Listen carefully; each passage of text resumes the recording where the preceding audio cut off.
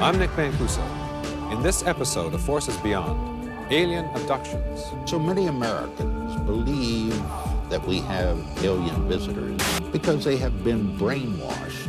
I had an abduction with 3 different aliens. And I'm still not sure whether he was dreaming. Somehow or another, they were talking through my dog over to me. Things are not the way we thought. No one has seen these bodies floating back and forth through the air.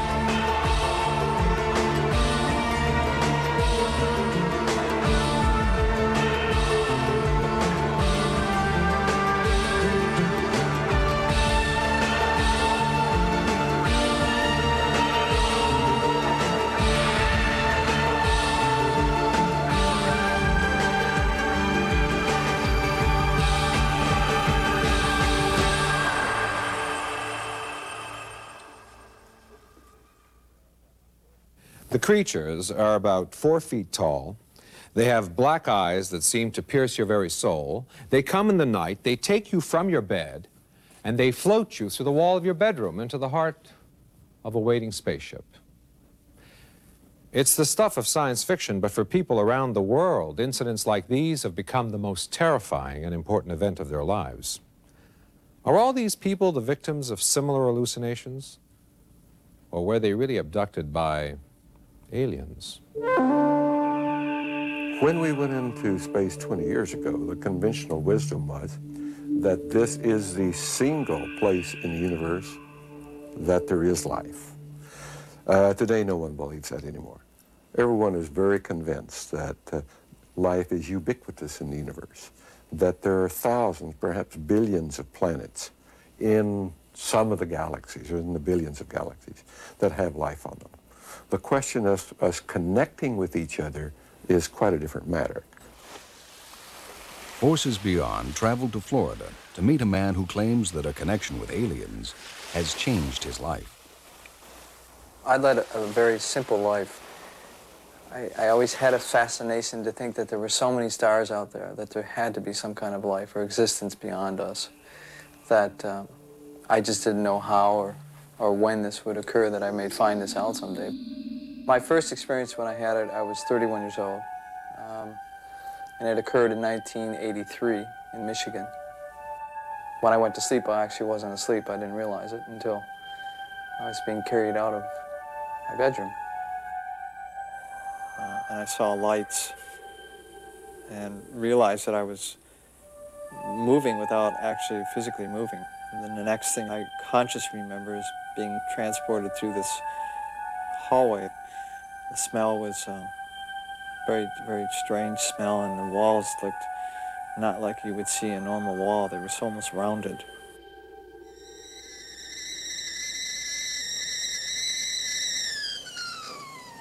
Lee has shared his experience with his family. So what are you up to today?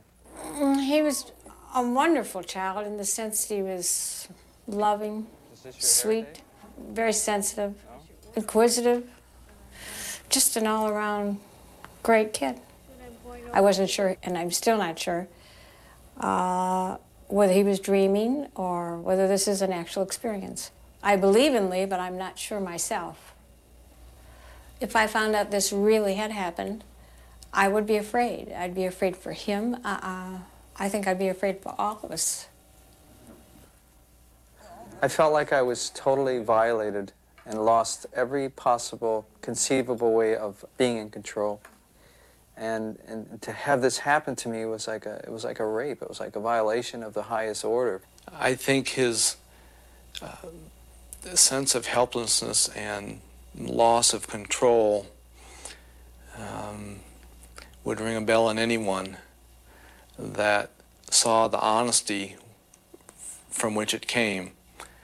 I'm also a paramedic, and the same fear that I see in people who think they're going to die is the same fear and anguish that I see in the eyes of those who have had alien abductions. I was moving fast, but I felt this total sensation of floating, constantly floating, until they took me to this table. And I looked over and I saw my dog for the first time. And I realized that this wasn't a dream because I actually saw her physically next to me. After I really didn't ever come out and tell anybody that I had the experience until recently. But I would always get in discussions and try to lead people around to the belief that do you believe in aliens or extraterrestrials, or do you believe there are beings that can come in here in this planet with spaceships? And interestingly enough, it would be around a dinner table or discussions within the family, and I'd get responses from, oh yeah, absolutely, to I got to see it to believe it, you know. So it was, I learned to protect myself at that point. So many Americans believe that we have alien visitors because they have been brainwashed by our news media, primarily by television. I would like to believe that we have alien visitors. It would be one of the most exciting, probably the most exciting story of my lifetime. Regrettably, there is no credible scientific evidence to show that we've even had one extraterrestrial visitor, let alone hundreds or thousands. I tell everybody that you've lifted off this planet. Lyman Hanks is concerned about his brother's story of unexplained abduction. When you got into your teen years, yeah. To elaborate a little on Lee, he's the kind of person who he has to do things. If there's a bridge and it's 100 feet down, I was the kind of person that I didn't have to jump off the bridge to realize that I could get hurt. Lee is the kind of person who would have to jump off the bridge. I don't know about you, but the word abduction, a woman's abducted by a man, an alien abducts a human being, taken against you, the word is a negative word. It means to take you against your free will, and to have a being from the planet come and take you out of your bed at night and do things to you. No, I'd be very angry if it happened to me. I would personally like to see these people, including my brother, take a polygraph test just to see if they think they're telling the truth. It wouldn't prove that it really happened, but it would definitely prove that they're convinced they're telling the truth. There is, in my opinion, no evidence whatsoever to support the claims of alien abduction. Interestingly enough, people have been abducted since the beginning of time by one thing or another. During the Middle Ages, of course, maidens were abducted by dragons, and knights had to go out and rescue them. And then around the turn of the century, people were abducted by little folks, fairies, elves, leprechauns, and so on.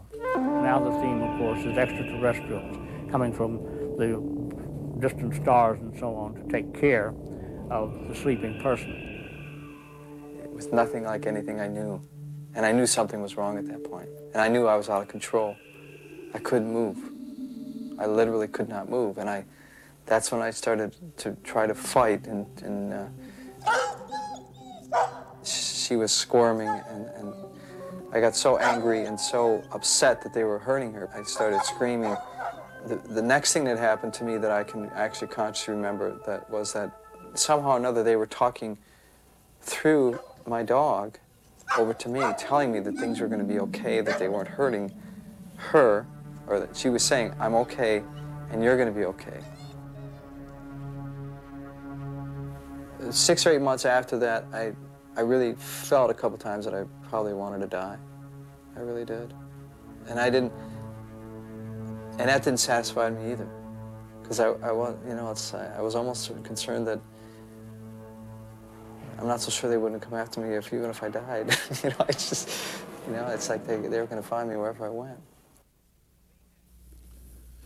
In Lee Hanks' view of the universe, there's only one explanation of the event that changed his life. He was abducted by aliens.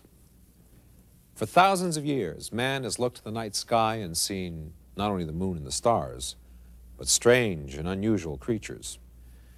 In 1938, when Orson Welles broadcast his sensational radio program, War of the Worlds, the thought of an alien invasion panicked a nation. It was a big lie, but America bought it. Aliens were fiction then, but have they become real now? New York artist and leading UFO researcher Bud Hopkins searches for answers in photographs and drawings by people who claim to have been abducted by aliens. How many people? A 1991 Roper poll estimated that 1 in every 50 American adults may have had an abduction experience. When I began this research back in the 70s, my basic goal, which had a kind of scientific objectivity about it, was to try to see if there were viable patterns here.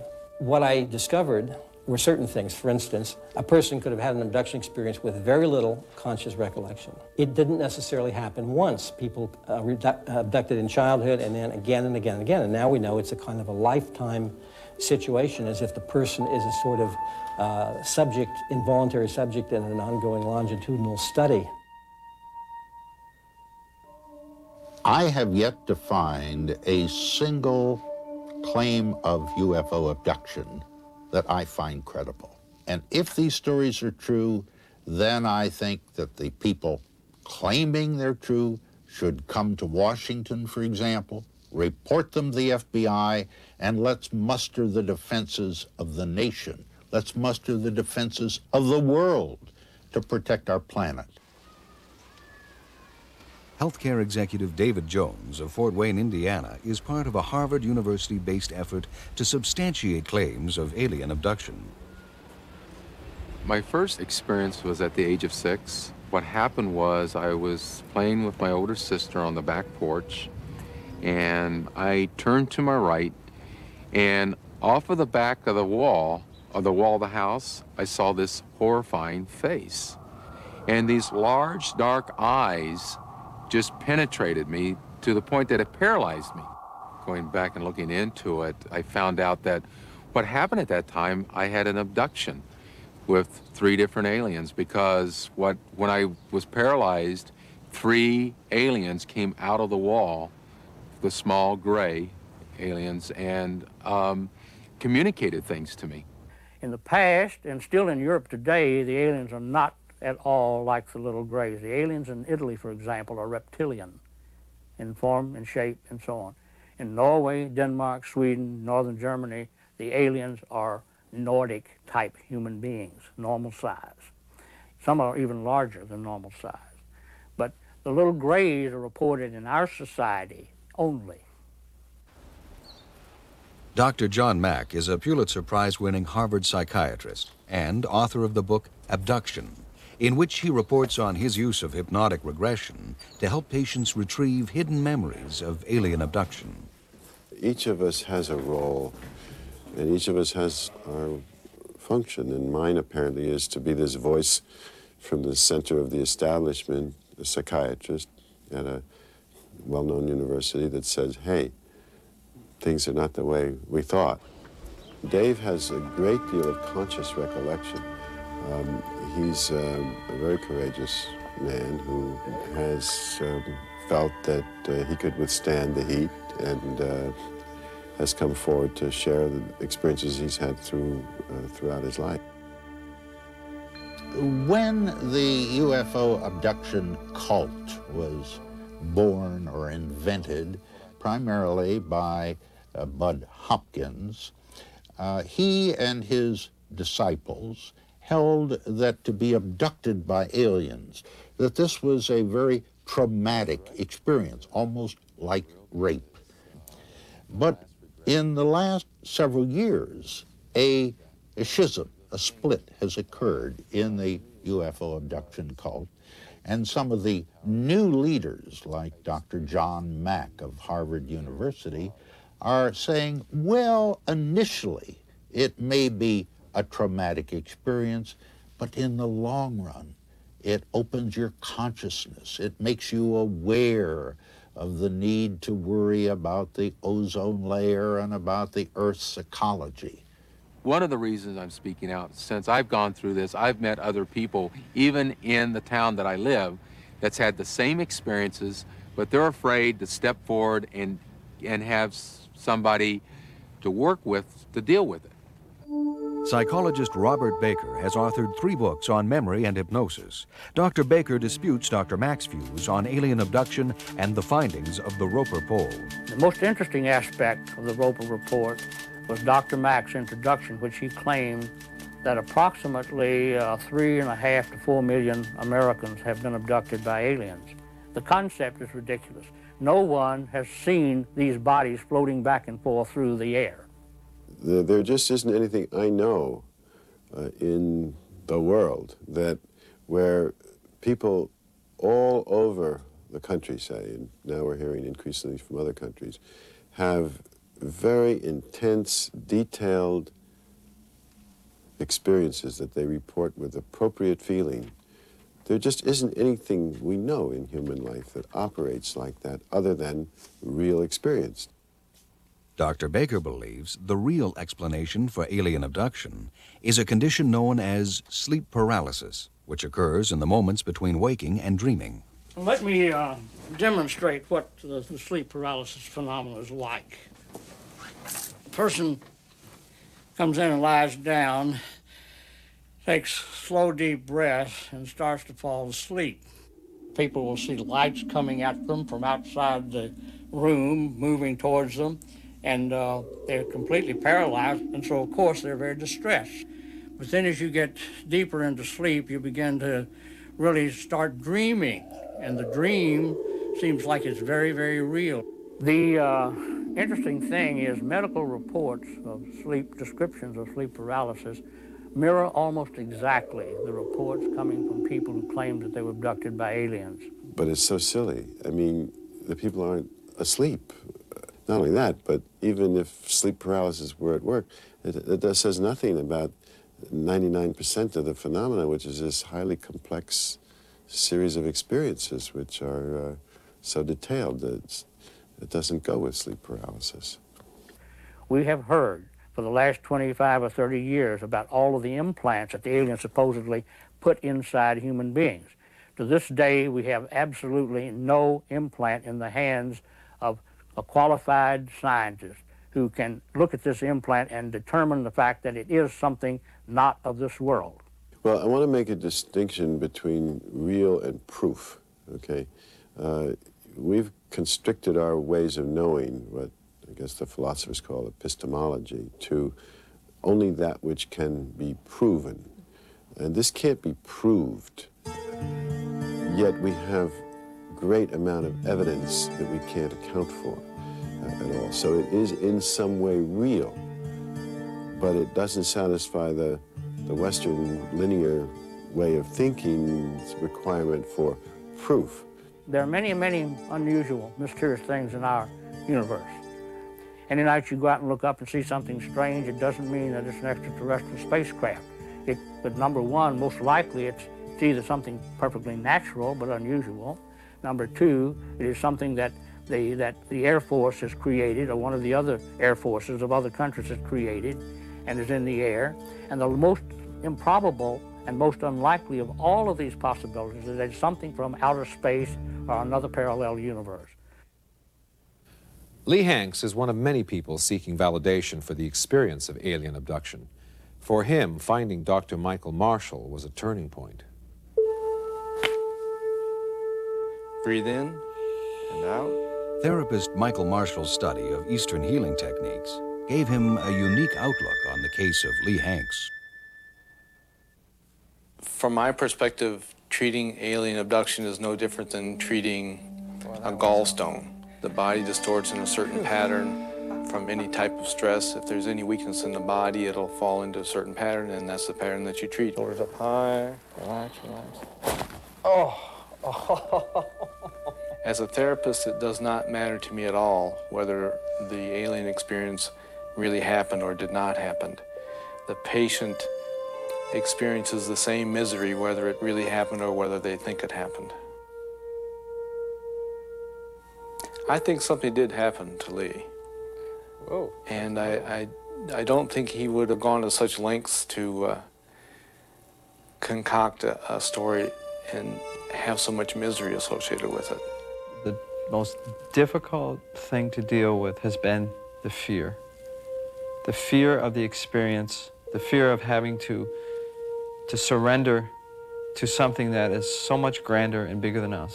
And I'm dealing and talking specifically about the aliens and the alien consciousness, whatever that is. I feel like I've been healed from the experience that I had back in 1983 as much as one can. And I think I can say that because I'm really actually looking forward to the day and the time when I will actually be able to physically meet with these aliens and hopefully have an interchange. I don't think that therapeutically you're doing your clients very much good when you keep them believing that they can be abducted any night that they fall asleep. If you thought that any night that you went to sleep that you're going to be abducted and having your body invaded and being raped by monsters from outer space, I don't think that that is going to decrease your anxiety. If these stories are true, then it is the gravest threat that the people of this country, of your country, of this planet have ever faced. The UFO sightings and alien abductions issue, we still don't have a smoking gun on that. What are we seeing? Are we seeing things that are created by the minds of the individuals involved? A part of it probably is. Is there a real physical phenomenon behind it? There's pretty good evidence that that's true too. So we're not dealing with a simple phenomenon here. It's not so simple as have aliens landed. Well, maybe they have, maybe they haven't. There's some evidence that would suggest that they have. But we're still dealing with a field phenomenon. We're not dealing with a laboratory phenomenon that we can scrutinize under the microscope well. The debate about alien abduction continues. These extraordinary personal accounts still strike skeptics as pure fantasy. But this much is certain. Untold numbers of people have experienced something truly terrifying and truly alienating that has left them searching to return to what was their normal life.